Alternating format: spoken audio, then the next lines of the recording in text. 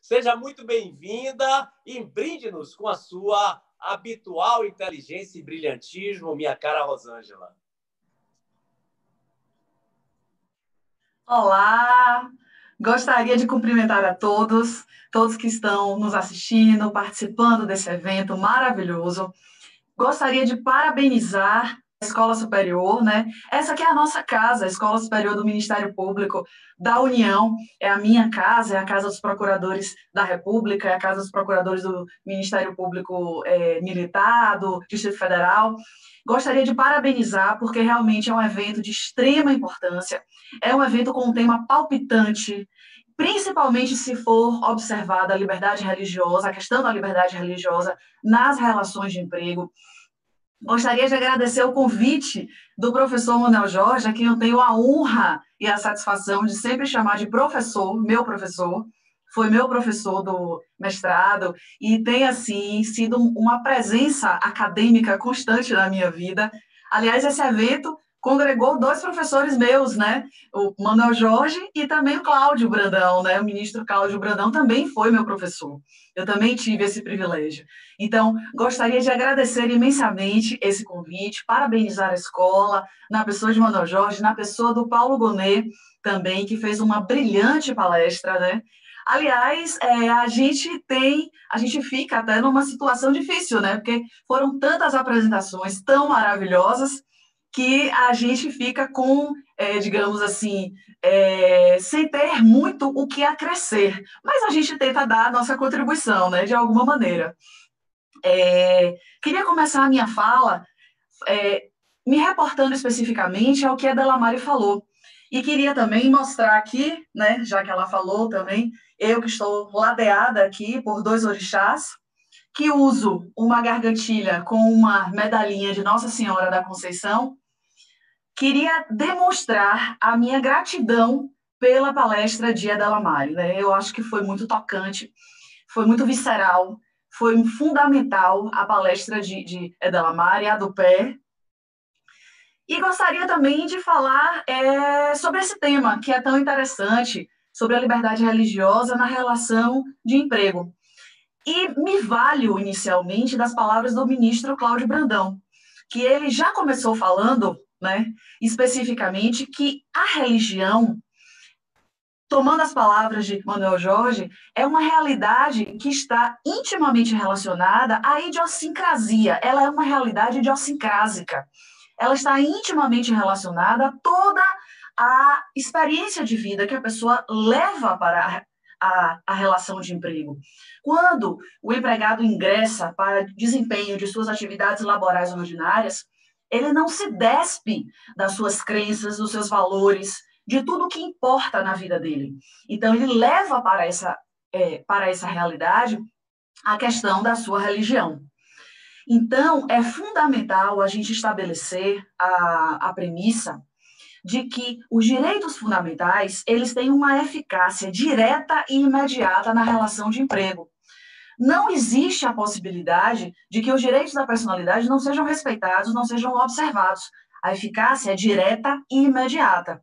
E o fato de não existir, por exemplo, uma legislação trabalhista especificamente, que faça essa mediação entre o princípio constitucional e o caso concreto, é preciso que o judiciário, é preciso que o Estado juiz supra esta lacuna e concretize e densifique aquele princípio constitucional no caso concreto. E também nas nossas atuações como Ministério Público, é preciso que essa densificação ocorra. O fato de não existir essa norma infraconstitucional, essa norma trabalhista, não vai impedir, nas palavras de Robert Alexi, que essa densificação do princípio constitucional ocorra no caso concreto, exatamente por conta da força normativa dos princípios, que a gente precisa observar, principalmente nas relações privadas. É interessante, viu, professor, porque ao tempo em que o Código Civil ele se constitucionaliza, o direito civil ele está cada dia mais constitucionalizado, as relações laborais que existem especificamente com uma situação de assimetria entre as partes, essas relações estão se desconstitucionalizando, estão na contramão da história. É triste a gente verificar isso, mas é o que a gente observa na nossa atual legislação trabalhista, principalmente após a reforma de 2017. Bom, eu iria falar aqui a respeito também desse mesmo caso que o ministro Cláudio Brandão falou, né, a respeito dos trabalhadores que são adventistas do sétimo dia, mas eu não vou me repetir aqui. E vou me reportar a outros casos. Bom, no TRT da primeira região do Rio de Janeiro, houve um caso interessantíssimo, que foi justamente a situação em que um empregado pleiteou uma indenização pelo fato dele ser convidado a participar de cultos religiosos no horário de trabalho. E o TRT da primeira região acatou essa indenização, dizendo que feria efetivamente a sua liberdade religiosa a participação naqueles cultos. E essa defesa, essa alegação de que era um convite que ele participaria se quisesse, ela não se coaduna, ela não se compatibiliza com o estado de subordinação em que o empregado se encontra numa relação de emprego. Então, esse foi um caso interessantíssimo, lógico, do Tribunal da Primeira Região do Rio de Janeiro. Imagino eu o constrangimento dessa pessoa ao não participar, por exemplo, ao não ter uma determinada crença, talvez evangélica, né, ao que parece era evangélica, e ser praticamente obrigado, a participar daqueles cultos religiosos no início da sua jornada de trabalho. Um outro caso interessante também, que aconteceu no TRT da segunda região, São Paulo, foi que havia um desconto salarial a título de dízimo. E esse desconto salarial, né, que foi feito de próprio punho pelo empregado, ele foi reputado ilegal pelo TRT da segunda região, exatamente por quê? Porque o fundamento era de que a súmula 342 do TST amplia as possibilidades de desconto salarial, mas ela não pode ampliar se não houver uma contraprestação, por exemplo, para esse trabalhador, porque todas as hipóteses que infirmaram o entendimento da súmula eram hipóteses em que havia uma contraprestação de serviços. Por exemplo, é lícito o desconto para assistência médica, assistência odontológica, clubes recreativos. Então, nesse caso daí, o Tribunal Regional do Trabalho da segunda região considerou esses descontos ilegais e determinou a sua devolução. Então, são casos emblemáticos porque a gente fica imaginando, né, especificamente que isso não acontece, mas acontece e muito, né? A gente tem uma casuística muito rica a esse respeito.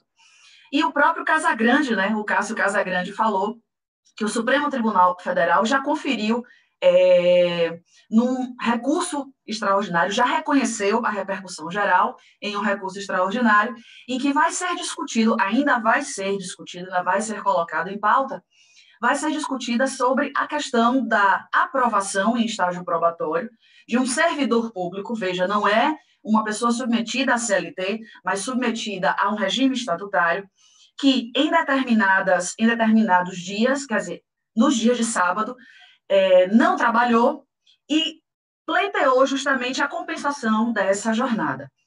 É de se ressaltar desde logo que o ministro Edson Fachin, ele disse especificamente que competiria à administração pública, como a própria Fernanda falou, fazer uma adaptação daqueles horários para a compensação daquela jornada, e não simplesmente reprovar aquele empregado, aquele servidor público no estágio probatório. Então, essas são algumas considerações que a gente precisa, digamos, trazer à baila, trazer, né, a nossa apreciação, porque são casos que suscitam efetivamente a questão do conflito entre direitos fundamentais e esse conflito especificamente precisa ser dirimido mediante a técnica de ponderação, que é a técnica preconizada pelo Robert Alex e também pelo Ronald Dworkin.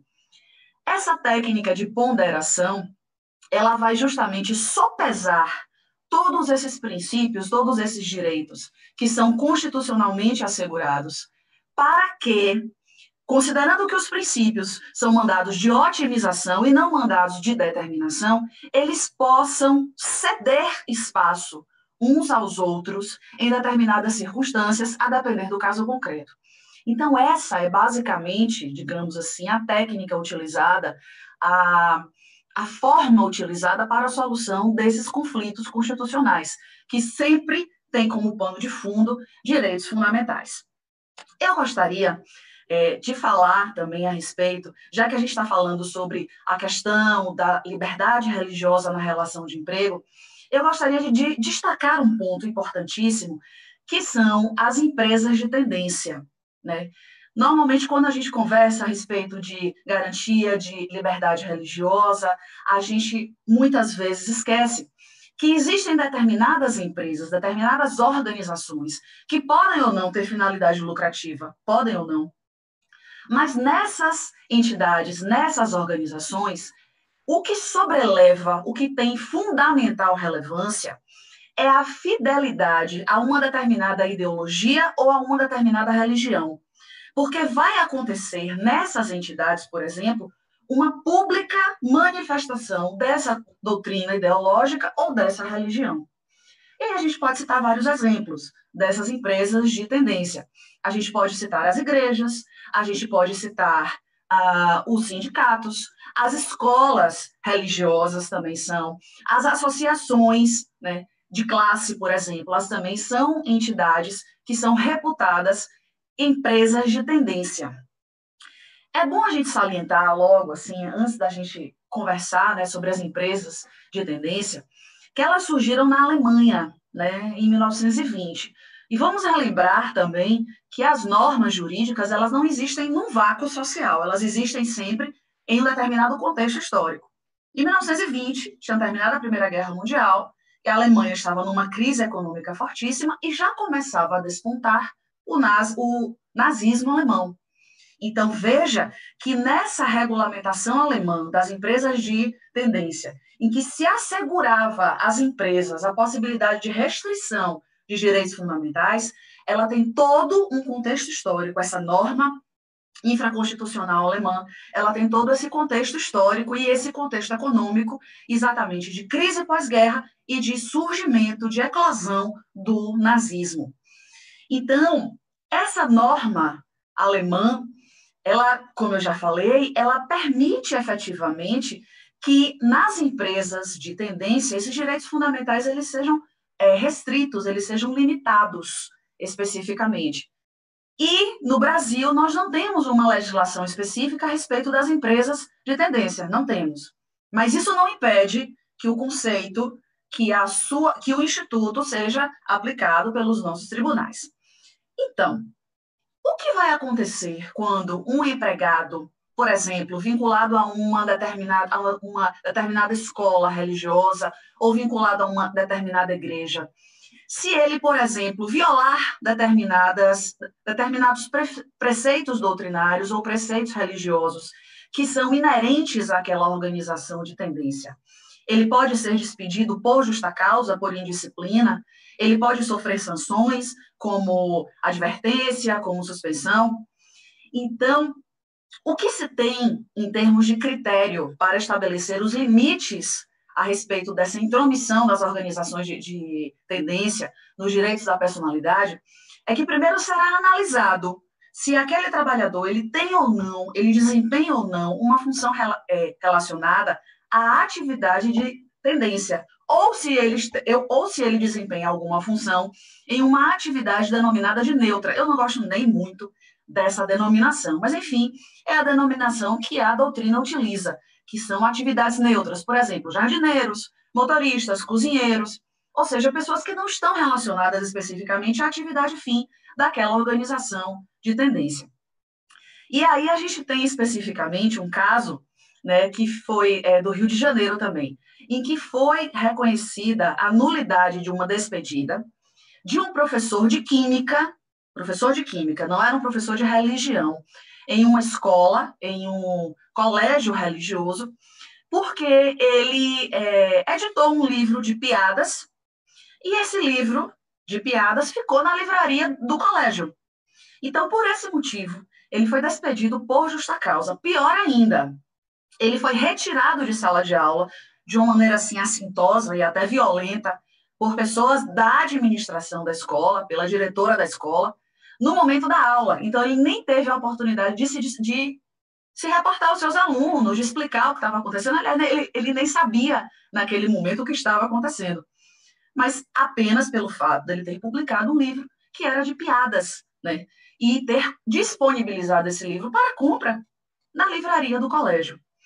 Então, o tribunal reconheceu especificamente que naquela situação, aquela despedida, ela foi discriminatória. Exatamente por quê? Porque não havia a possibilidade, não havia, digamos assim, uma conduta direcionada desse professor em relação à infringência ou à negação dos princípios religiosos daquele colégio.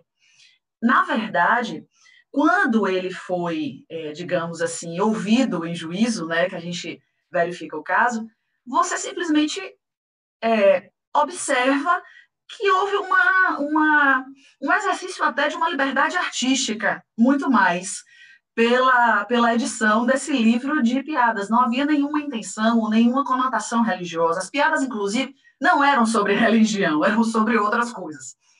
Mas, enfim, existe esse critério a ser observado nas empresas de tendência, ou seja, é preciso verificar especificamente se aquela pessoa desempenha uma atividade relacionada às atividades de tendência ou a atividades neutras.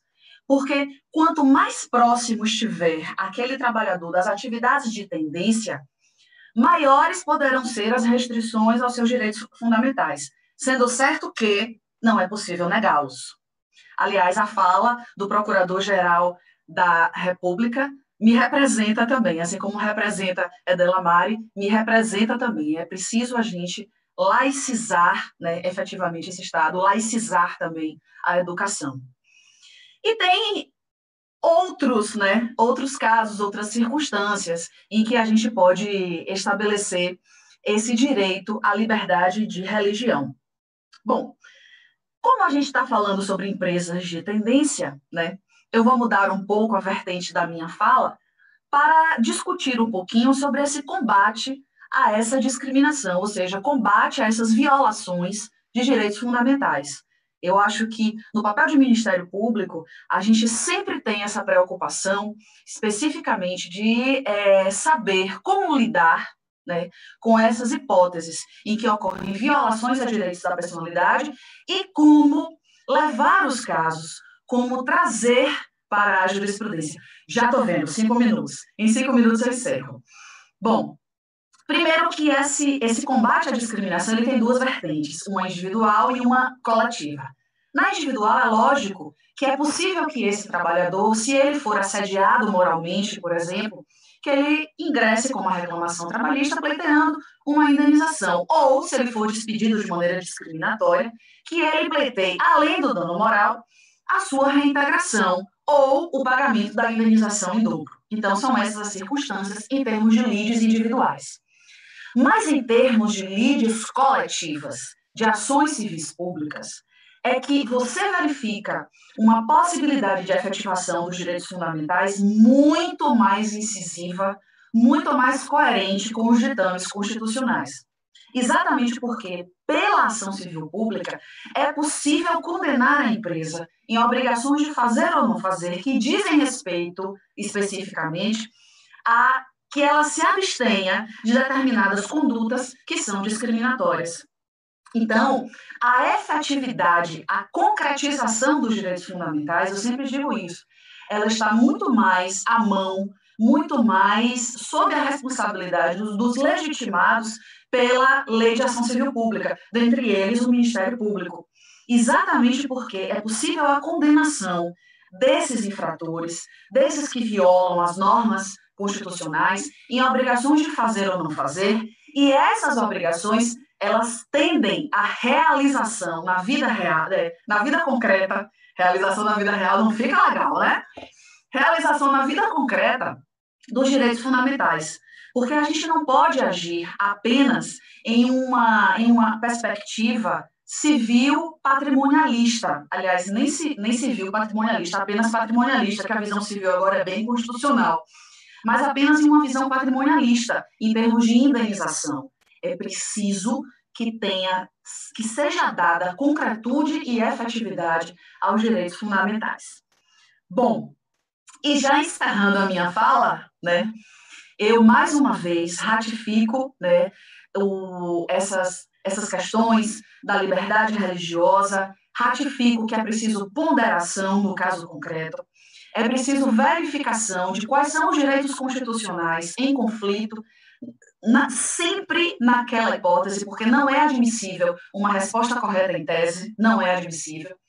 E sempre digo que é preciso concretizar efetivamente os direitos fundamentais que incidem direta e imediatamente. A eficácia é direta e imediata na relação de emprego.